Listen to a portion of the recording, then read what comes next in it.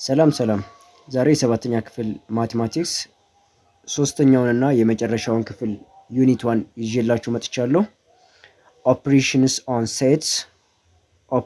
ኦን ሴትስ። ስለዚህ እስከ መጨረሻው እንድትከታተሉኝ። በዚህ ሴክሽን ሁለት ርዕሶችን ብቻ እናያለን። ዩኒየን ኦፍ ሴትስ ኤንድ ኢንተርሴክሽን ኦፍ ሴትስ። እነዚህ ምን ማለት ናቸው የሚለውን በኤግዛምፕል ጨምረን እናያለን ማለት ነው። የመጀመሪያው ዩኒየን ኦፍ ሴትስ የምንለው እዚህ ጋር ዲያግራሙ ላይ እንደምታዩት ዩኒየን ኦፍ ሴትስ የምንለው ሁለት ሴቶች ሌትስ ሴይ ኤ እና ቢ አንድ ኤለመንት ኤ ላይ ካለ ወይም ቢ ላይ ካለ ወይም ደግሞ ሁለቱም ላይ ካለ ዩኒየን ውስጥ ይካተታል ማለት ነው። የጋራም ቢሆን አንዱ ላይም ብቻ ቢሆን ዩኒየን ውስጥ ይካተታል ማለት ነው። ሶ በዚህ መልኩ ነው የምታዩት። ዲያግራማቲካሊ ይሄን ይመስላል። ሁለተኛው ኢንተርሴክሽን ኦፍ ሴትስ። ኢንተርሴክሽን የምንለው የጋራ የሆነ ማለት ነው። ኤ እና ቢ ውስጥ የጋራ የሆነ ማለት ነው። በቬን ዲያግራም ይህንን ለማሳየት በጣም ቀላል ሜተድ ነው። ስለዚህ በዲያግራም ስናየው የሁለት ስብስቦች ኢንተርሴክሽን ይሄን ይመስላል። በኤግዛምፕል ደግሞ ቀጣይ እናያለን። ሶ የመጀመሪያው ዩኒየን ኦፍ ሴትስ። The union of two sets A and B denoted by A union B is the set of all elements that belong to A or B or both. A ላይ ያለ ወይም B ላይ ያለ ወይም ደግሞ ሁለቱም ላይ ያለ ኤለመንት ምን ላይ ይካተታል ብያቸዋለሁ? ዩኒየናቸው ላይ ይካተታል። Let's see the first example.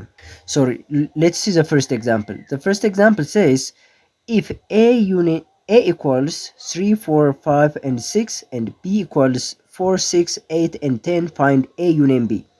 So ዩኒየናቸውን ነው ፈልጉ የተባልነው። A union B equals እያንዳንዱ ኤሌመንት ይዘረዘራል ማለት ነው። So 3, 4, 5, 6 A ላይ ያለውን ዘርዝረን ጨርሰናል። B ላይ ደግሞ 4 እና 6 አሉ፣ እዚህም ላይ አሉ። So we don't need to repeat መድገም የለብንም ማለት ነው። እዚህ ላይ የሌለው 8 and 10, so we will list them here. 8 and 10. This is the whole set of elements in A union B. Let's see the second example. ሁለተኛው example, if A equals letters A, E and I and O and B equals A and E, find A union B. So A union B ማለት ሁለቱ ላይ ወይም አንዳቸው ላይ ያለ ማለት ነው። ሶ ኤ ላይ ያሉትን ዝርዝር ኤ ኢ አይ ኦ። ቢ ላይ ያሉትን ስናይ ኤ እና ኢ ናቸው which are also in A. we don't need to repeat መድገም አይጠበቅብንም፣ መድገም የለብንም። ቀጣይ ደግሞ ኢንተርሴክሽን እናያለን ማለት ነው። The intersection of sets. The intersection of two sets A and B denoted by A intersection B, symbolically this one, is the set of elements that belong to both A and B. ሁለቱም ላይ መኖር አለበት፣ የጋራ መሆን አለበት። that belong to both A and B ሁለቱም ላይ። Let's see the example.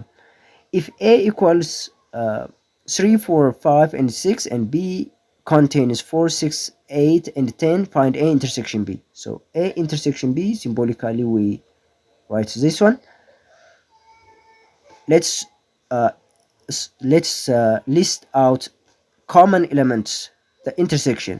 So ሁለቱም ላይ ያሉት አራት አለ፣ እዚህ ጋርም አራት አለ፣ 6 አለ፣ እዚህ ጋርም 6 አለ። ከዚህ ውጭ የጋራ አይደሉም። So they are 4 and 6. Let's see the second example. If A contains letters A, E, I, O and B contains A, E, I, then find A intersection B. So A intersection B equals, አሁንም የጋራ የሆኑትን ነው የምንጠቅሰው። እዚህ ጋር ኦ ብቻ ነው የጋራ ያልሆነው፣ ሌሎቹ የጋራ ናቸው። So we are gonna list the 3 elements ማለት ነው። A, E and I are common elements that must be included in A intersection B. Let's look on the third example.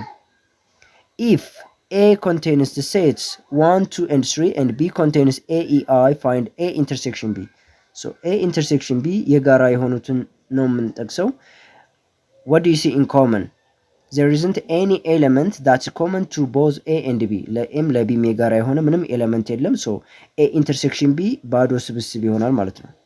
You can write like this, or you can also say, or ዩ ካን ኦልሶ ሴይ ኤ ኢንተርሴክሽን ቢ ኢኳልስ ኤምፕቲ ሴት። በሁለቱም ማስቀመጥ ትችላላችሁ። ሶ ይሄን ይመስላል ለዛሬ ይዤላችሁ የመጣሁት አጭር ቪዲዮ ነው። ቀጣይ ኤክሰርሳይሶቹን የምንሰራ ይሆናል። ከዛ በኋላ ዩኒቱ እንጀምራለን። ላይክ ሼር እና ፎሎ ያላደርጋችሁ ደግሞ ፎሎ ማድረጋችሁን አትርሱ። ቴንክ ዩ